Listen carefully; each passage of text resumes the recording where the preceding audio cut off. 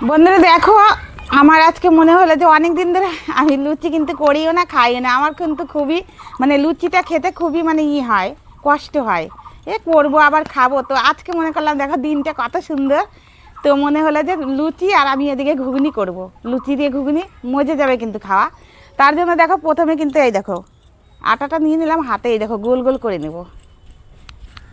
গোলে কিন্তু একদম গোল গোল সুন্দর করেছি। আর এইটাই কিন্তু তেল দিয়ে নিতে হবে, তাহলে কিন্তু বেলতেও অসুবিধা হবে না। আমাদের কিন্তু চাকি আছে, তাও কিন্তু আমি পাটাতে বেলে নিচ্ছি। তো চলো দেখো,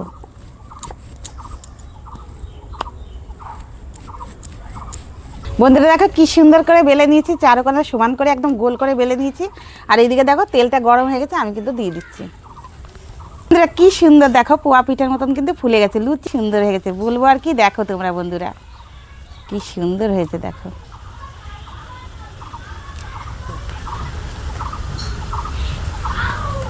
দেখো একটু লাল লাল করতে হয়, একদম সাদা আমাদের পছন্দ হয় না, ওই জন্য আমরা একটু লাল লাল করে করি। দেখো রেখে দিলাম এটাতে।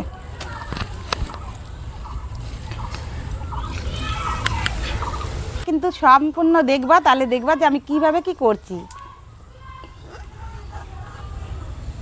এই লুচি খাবে লুচি খাবে, ফুল লুচিটা ভেজে নিয়েছি, ভাজা তেল তেল কিন্তু কড়াইতে অনেকটাই আছে, ওই তেলেই কিন্তু আমি এখন ঘুগনি করে নেব। তার জন্য দেখো প্রথমে কিন্তু একটা তেজপাতা দিয়ে দিব, আর একটা এদিকে দেখো তেজপাতা ছিঁড়ে দিয়ে দিলাম।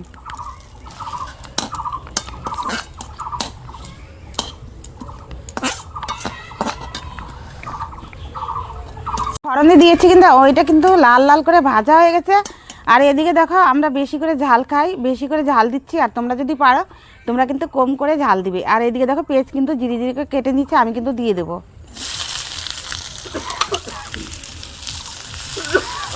কিন্তু আমি আগে দিয়ে দিলাম, এখন একটু ভালো করে নেড়ে চেড়ে দেবো।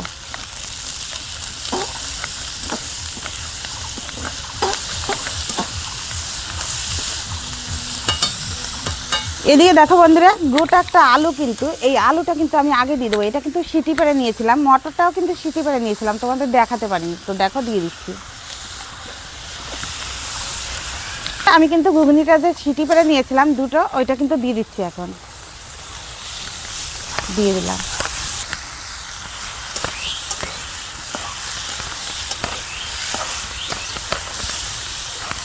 দেখো কি সুন্দর করে কিন্তু ভেজে নিলাম, এখন কিন্তু আমি হলুদের গুঁড়ো দিয়ে দিচ্ছি। দেখো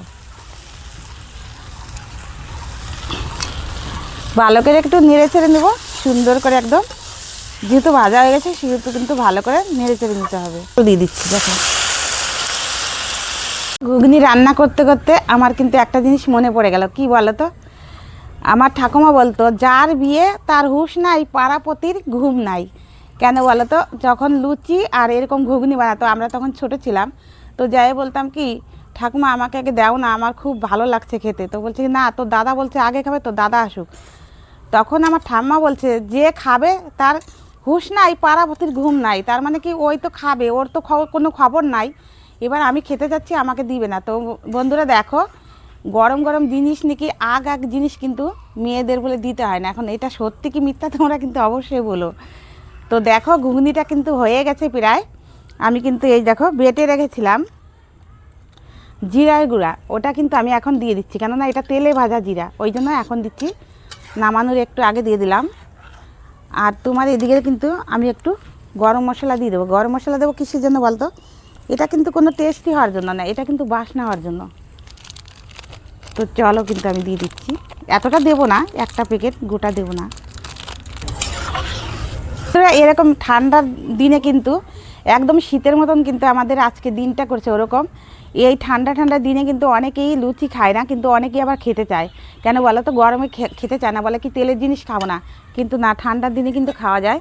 তো দেখো এরকম করে খেয়ে কিন্তু আমাকে কিন্তু অবশ্যই জানাবে